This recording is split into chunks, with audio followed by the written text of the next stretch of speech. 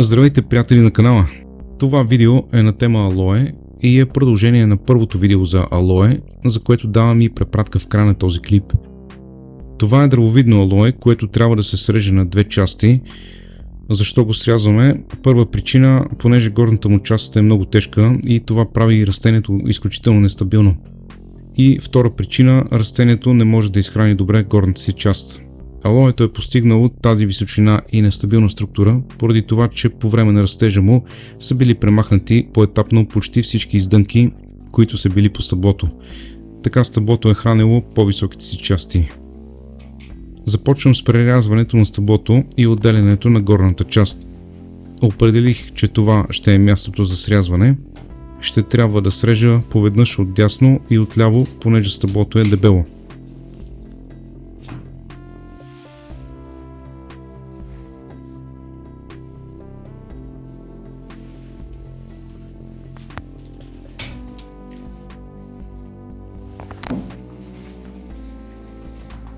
Горната част е вече отделена и след малко ще започна с нейната обработка. Сега вече растението е по-олекотено и стабилно и ще може да произвежда и изхранва нови издънки по стъблото си. Също така няма да се налага растението да се подпира на стена и ще стои самостоятелно. Вижте каква огромна и тежка корона. Срязаното стъбло започна да си пуска соковете, което е нормално за това растение. В него има голям процент вода. Не случайно може да издържа дълго време без поливане.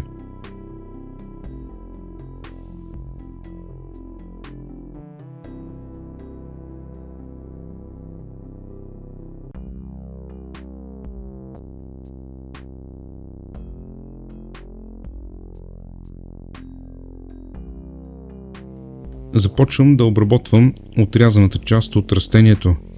Ще премахна няколко листа, за да мога да заформя зона за вкореняване.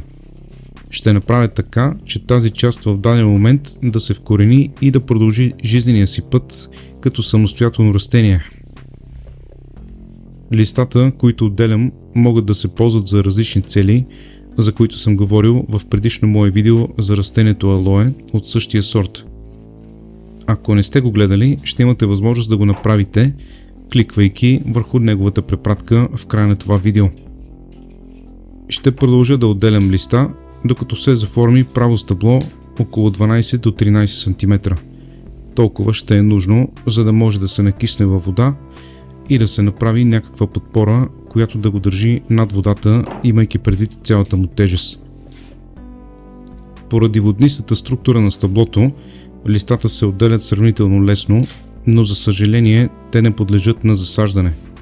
Ако ги сложите в буркан с вода, в началото те ще изглеждат свежи, но в последствие ще започнат да гният от към накиснатата им страна.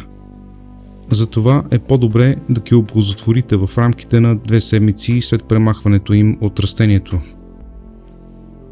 Приключих с тази процедура и няма да премахвам повече листа, и това, което ще направя сега, е да увия с хартия обработената част на стъблото, за да намаля излагането му на различни гъби и патогени, докато дойде момента да го накисна във вода.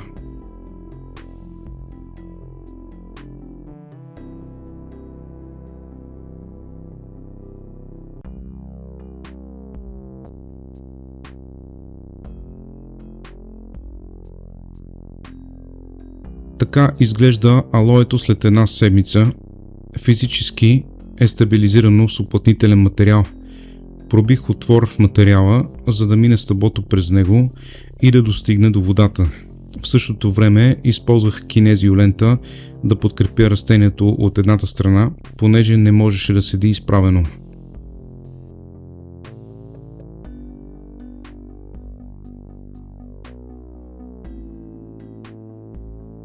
Това е основното растение. То се чувства добре и, както казах, очаквам нови издънки от него съвсем скоро.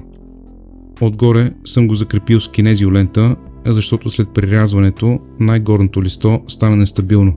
Освен това съм закрепил и още едно листо по-надолу поради същата причина.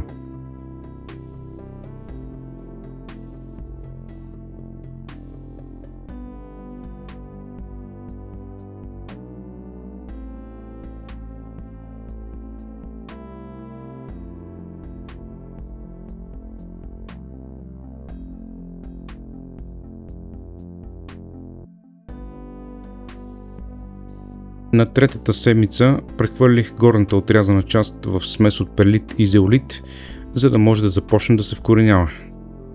На четвъртата седмица започнаха да се показват нови издънки от стъблото на основното растение.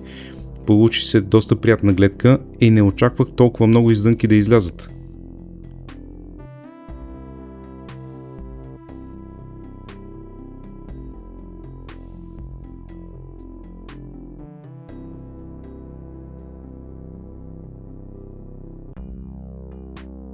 На четвъртата седмица и горната част видимо се чувства добре. В тази смес тя ще остане до няколко месеца.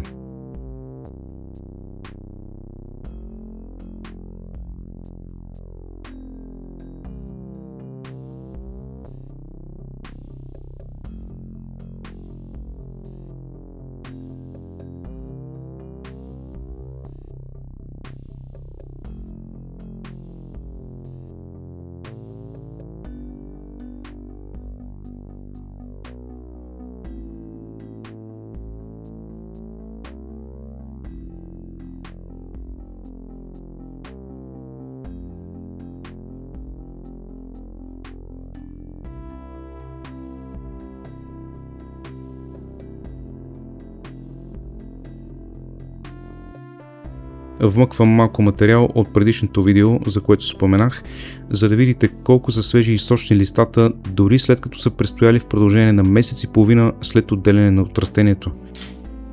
Точно така, това са същите листа, които премахнах, за да мога да засадя новото растение.